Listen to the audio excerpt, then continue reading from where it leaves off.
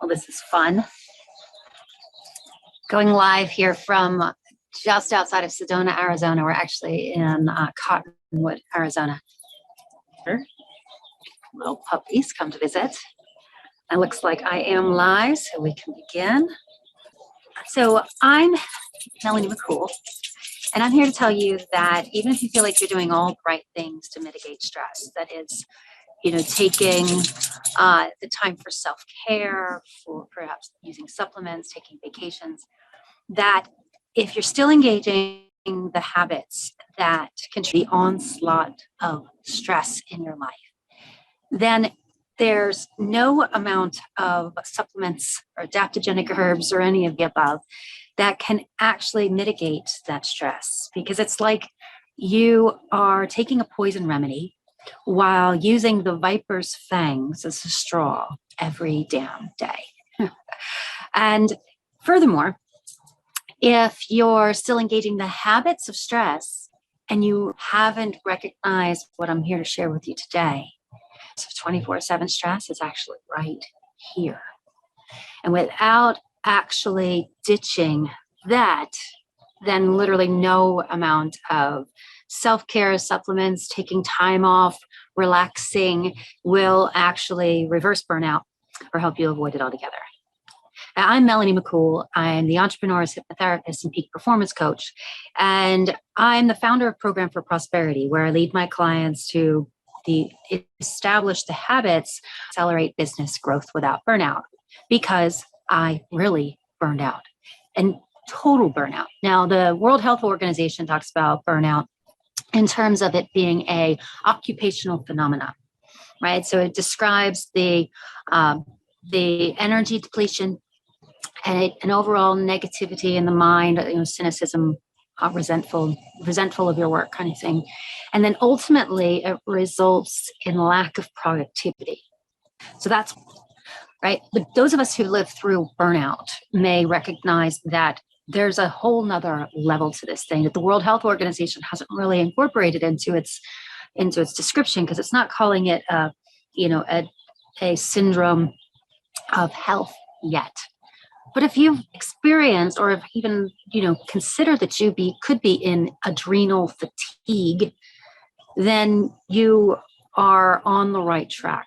Because my story is in business for more than 20, my daughter will be 22 years this year. And I was just texting with her this morning, so sorry. My heart in my chest is growing. She's all the way out and across the country now. But starting business more than 20 years ago, and I did have a very successful career. Looking from the outside, especially, you would have said, "Oh my gosh, she's got it all," and I did. I became a top 1% earner. I did what it took to be a leader of leaders, and at one point, I was actually earning a residual $1,000 a day. And I was more miserable than ever. And when I say residual, that means that whether or not I woke up, that money would have come into my bank account, right? And that went on for months. And I got more and more miserable. And I didn't understand why. I hope that this speaks to some of you as a warning. Because you might know making all the money is going to relieve those money anxieties. It doesn't. It doesn't fix what's going on here, which is actually hidden, right? So as a miserable, I was really miserable. And at this point, I was working even more because I felt guilty if I wasn't working. So I worked longer and harder because I couldn't be the person who had all that money coming in and wasn't showing the hard work for it. Okay, so that's running around the back. I was also getting rid of it as fast as I could. So I would throw lavish parties for my team. I didn't waste it necessarily on status things, because that's not what I value in doing with my money. But I certainly got rid of it fast. And that's partially because, well, there was a part of me that still had a limiting belief, is that rich people are jerks. So I didn't want to be seen as a jerk. I want to be seen as a generous person that I actually am. All of this is going on. And the signs of burnout were all over the place. I mean, I actually probably burned out in the the typical, World Health Organization definition at least 4 times before the major one. But the energy depletion was there. I didn't think I could live without coffee. That's one of the first signs of adrenal fatigue. And I was definitely going down the negativity. I was wrapped in these feelings of cynicism and resenting the very business that I had started to give me freedom to be with my kids in the first place. And so these are signs of burnout. And take it one step further. I hadn't gotten there yet, but the lack of productivity, because it kept going, right? So the stress that I was under, and you may think to yourself, well, yeah, you had a highly successful business, sales team to lead. You were stressed. Makes sense. Of course, that's what it takes. No, but this was going on. And so I started to wake up at like 3 a.m. and I did some research on it. And it basically said, well, your cortisol levels are all out of whack. And here's some, and Google's quick to show me, here's some adaptogenic herbs, here's some things that you could do to help your cortisol levels. So here I was taking expensive ones. I don't know if any of you ever gotten that nice big brown bottle of elixir that's meant to mitigate stress. And I was engaged in lots of self-care. Became my mantra, right? Self-care, taking the time to, make sure that I got the rest that I needed. Meditating. This is when I got really heavily into Dr. Joe Dispenza's work. I absolutely adore Dr. Joe. And by the way, while I was meditating, there seemed to be this wall that I couldn't get past, which is actually why I became a hypnotherapist. But all of this going on, and I've even said, I was meditating like a mofo. I mean, serious. I was serious about this, and it still kept rolling over me. So that waking up at 3 a.m. actually turned into full-blown insomnia.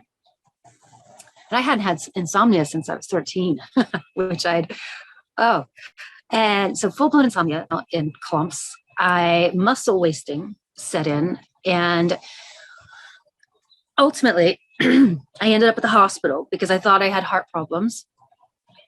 And it turns out I was having essentially a panic attack. This is the Airbnb's puppy. Excited for something. And when I was at the hospital, first of all, that experience was like, if you've ever gone and just a neurotic, crazy woman, that was what the experience was like. It was awful. It was like, what they told me actually, that was I'd already burned out half my thyroid. So I had pushed through burnout, kept going past adrenal fatigue to burn out half my thyroid. And I had a condition they call hyperthyroidism, a stress disorder. And at that point, I was out. I was taken out of my career because what I didn't mention was that I literally lost my mind. Okay, so the ongoing, unmanaged stress literally changes your brain. Okay, so I found myself unable to think with clarity. Solution-oriented thinking went out the window. The creative in me. Okay, so I even had this saying. I still say that the spiritual gifting of the ability to see the unseen and to pursue until it's done. I think my quote's a little different than that. But ultimately, at that point, I couldn't see the unseen. My brain, and a brain that is under chronic stress, not just my brain, any brain under chronic stress goes into survival mode. Survival mode means you're dealing with the here and now.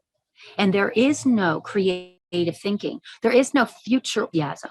I lost my mind and my health. And that's when I was taken out of my career. All because I didn't know that you couldn't mitigate this burnout experience with supplements and self-care and meditation. What I didn't know, and what I'm here to actually share with you and make sure that you understand, is that I'm actually, but only when they're taken in conjunction with a full regimen. And the regimen nearly, it doesn't ever involve what I know to be a crucial piece. Now, I work with a functional medicine doctor. And so what I'm going to share with you is that, and I should have known this in some sense, because I've been a wellness advocate my whole life. And I used to tell people, you can't out supplement, that's what we're talking about. You can't out supplement a raging stress habit, right? So you might think, okay, so then I'll engage in self-care. I'll meditate, I'll breathe, I'll go on vacation, and then I can use supplements and we're okay. Well, almost.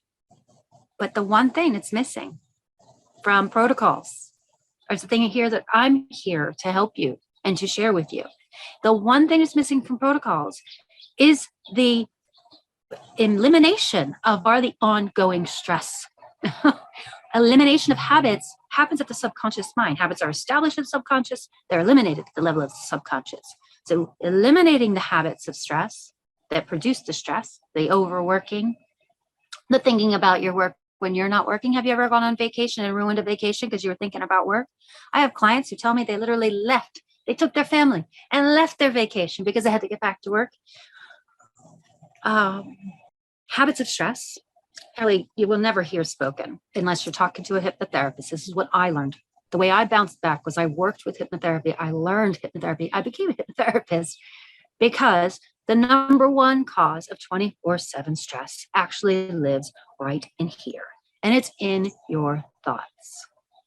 And so if you really want to reverse burnout, bounce back from burnout, never get it in the first place, which is what I highly recommend, then you're going to have the foundation that starts with the elimination of negative thinking, ditching the negative beliefs. I mentioned a couple of them here. I mentioned that it takes hard work to make money.